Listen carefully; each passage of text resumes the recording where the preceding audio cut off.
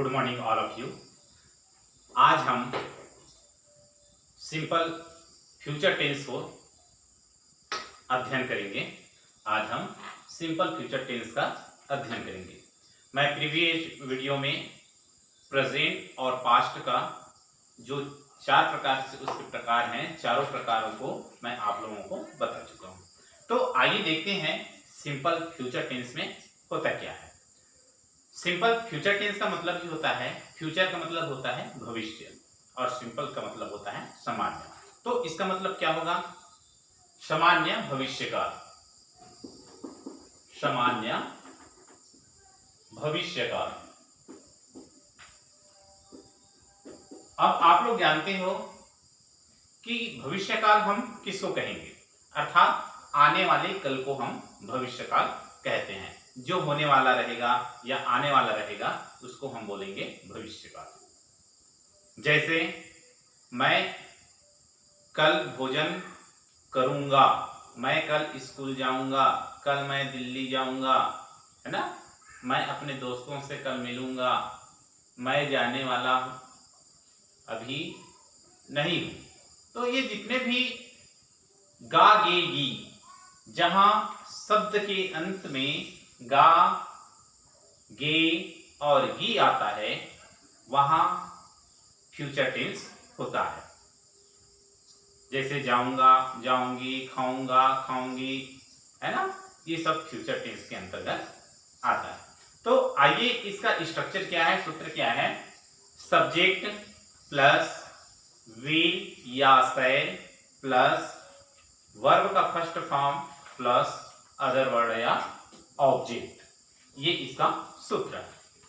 तो अब हम ये देखेंगे कि जिस प्रकार से प्रीवियस वीडियो में हैव या हैज का प्रयोग करते थे, तो कौन से सब्जेक्ट के साथ हैव या हैज का प्रयोग किए। तो अब आते हैं फ्यूचर टेंस में, तो इसमें विल और शैल का दिया है, तो कौन से सब्जेक्ट के साथ शैल का प्रयोग होगा और कौन से सब्जेक्ट के साथ विल का प्रयोग होगा। ऐसे तो ये जो जितने भी मॉडल वर्ब होता है उसमें हम आजकल अभी के जो चलन में शैल और विल का प्रयोग हम हर एक सब्जेक्ट के साथ कर सकते हैं, लेकिन व्याकरण की दृष्टि से देखा जाए तो शैल कहां पास लगता है और विल कौन से सब्जेक्ट के साथ लगता है। आइए देखते हैं। तो जो आई है और वी है, इनके साथ शैल का प्रयोग होता है। आई और वी के साथ हमेशा शैल का प्रयोग होता है। बाकी ही, सी, एनी पर्सन और यू, दे, इनके साथ विल का प्रयोग होता है। समझ में आ रहा है? केवल आई और शैल के साथ, आई और वी के साथ शैल का प्रयोग होता है, जबकि you, they, he, she, it's यानी एनी पर्सन के साथ विल का प्रयोग किया जाता है। तो आइए देखते हैं इसका सूत्र में, सूत्र के अकॉर्डिंग हम इसका सेंटेंस बनाते हैं। जैसे सब्जेक्ट लिए, सब्जेक्ट क्या है, जैसे आई लिए, फिर आई के साथ किसका प्रयोग करेंगे, आई के साथ हम शैल का प्रयोग करेंगे।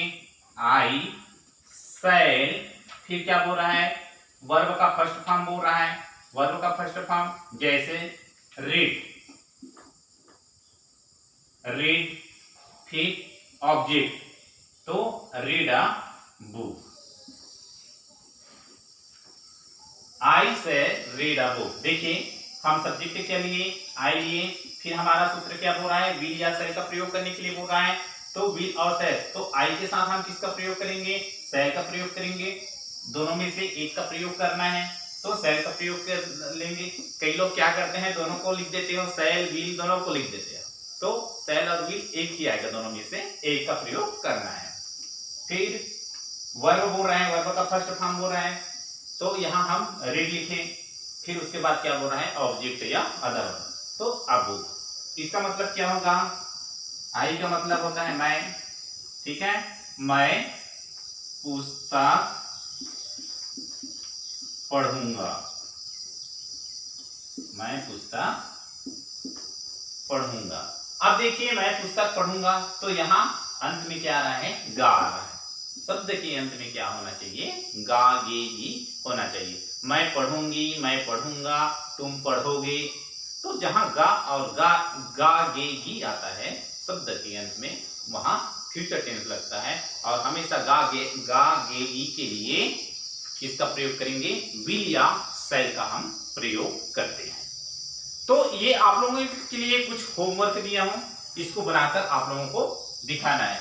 ये होमवर्क है, पॉइंट टू पॉइंट सभी सीरियल बाय लिखना है। क्या दिया है, first, Sita go to Delhi, Manisha play football, he wash clothes, they take exercise, I help you. तो ये आप लोगों के लिए 5 क्वेश्चन है।